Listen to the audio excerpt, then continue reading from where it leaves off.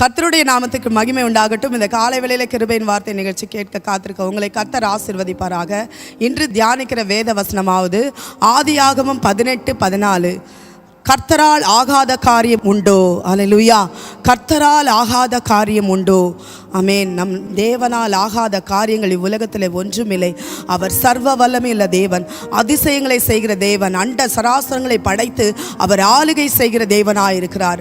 வானத்து நட்சத்திரங்களை ஒவ்வொன்றையும் அவர் பெயரிட்டு அழைக்கிற தேவனாயிருக்கிறார். கிரகிக்க முடியாத பெரிய பெரிய காரியங்களை செய்கிற தேவனாயிருக்கிறார். நம் தேவனை போல ஒரு தேவனும் இல்லை. யெஷூரனின் தேவனை போல ஒரு தேவனும் அல்ல என்று எழுதப்பட்டிருக்கிறது. அல்லேலூயா. நம்மளுடைய தேவன் சர்வ வல்லமையுள்ள தேவனாயிருக்கிறார். பாருங்க, அவரால் கூடாத காரியம் ஒன்றுமே இல்லையா. காற்றையும் கடலையும் அதட்டினார், இறையாதே அமைதலாயிரு. அவர் சீஷர்கள் பார்த்தார்கள், இவர் எப்படிப்பட்டவரோ, காற்றையும் கடலையும் அதட்டுகிறாரே என்று ஆமென் ஆச்சரியப்பட்டார்கள். அல்லேலூயா. தண்ணீரை திராட்சை ரசமாய் மாற்றினார். எலியாவின் வார்த்தையினாலே சாரிபாத் விதவையின் வீட்டிலே ஆமென் பஞ்சங்காலம் தீரும் மட்டும் எண்ணெயும் மாவும் குறையாதபடிக்கு அவர் காத்து கொண்டார். அல்லேலூயா.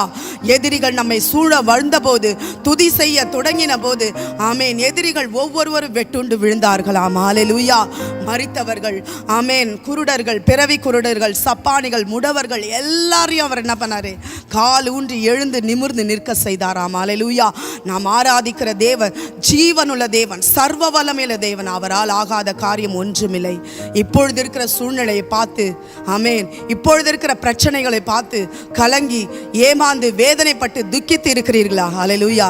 கர்த்தர் சொல்கிறார், என்னால் ஆகாத காரியம் ஒன்றுமில்லை என்றார். அல்லேலூயா. அல்லேலூயா. அவரை நாம் நம்ப வேண்டும், விசுவாசிக்க வேண்டும். அல்லேலூயா. இந்த சம்பவம் எப்படி என்று பார்த்தோமானால், மம்ரோவிலே ஆபிரகாம் தன் கூடாரத்திலே அவர் உட்கார்ந்து கொண்டு இருக்கும் பொழுது பார்த்தீங்களா, வெயில் காலத்தில் வெயில் தாங்க முடியாத ஒரு 3 புருஷர்கள் அவரிடத்துல வந்து கொண்டே இருக்கிறார். இவர் போய் அவரை பார்த்ததும், இந்த வெயில் உஷ்ண காலத்தில் இவர்கள் வருகிறார்களே என்று சொல்லி ஓடி அழைத்து, நீங்கள் வந்து தங்கி இளைப்பாரி கொஞ்சம் அப்பமும் தண்ணீரும் சாப்பிட்டு போங்க சொல்லி வருந்தி கேட்டுக்கொள்கிறார். அல்லேலூயா. ஆபிரகாம் அதே மாதிரி அவர்களும் வந்து அவருடைய அன்புக்கு இணங்கி அந்த அழகாக சாப்பிட்டு அவர்கள் திருப்தியாய் அவர்கள் போகும் பொழுது என்ன சொல்கிறாங்க, இந்த சுவையான பதார்த்தங்களை சமைச்சு கொடுத்த இந்த ஸ்ரீயை நம்ம பார்க்கணும்னு சொல்லி மனைவி தான் சொன்னோன்னே அப்போ கூப்பிடுறாங்க. சாரால கூப்பிட்ட உடனே அவரை பார்த்து என்ன சொல்கிறாங்க, அடுத்த உற்பத்தி கால திட்டத்திலே ஒரு குமாரனை நீ அணைத்து கொண்டிருப்பாய் என்று சொல்கிறாங்க. அல்லேலூயா. அடுத்த உற்பத்தி கால திட்டத்தில் குமாரனை அணைத்து கொண்டிருப்பாய் சொன்ன இந்த வார்த்தை அந்த அம்மாவுக்கு என்னவாச்சு? எங்கேருந்து நடக்க போது ஒரு சிரிப்பு வர ஆரம்பிச்சிச்சு.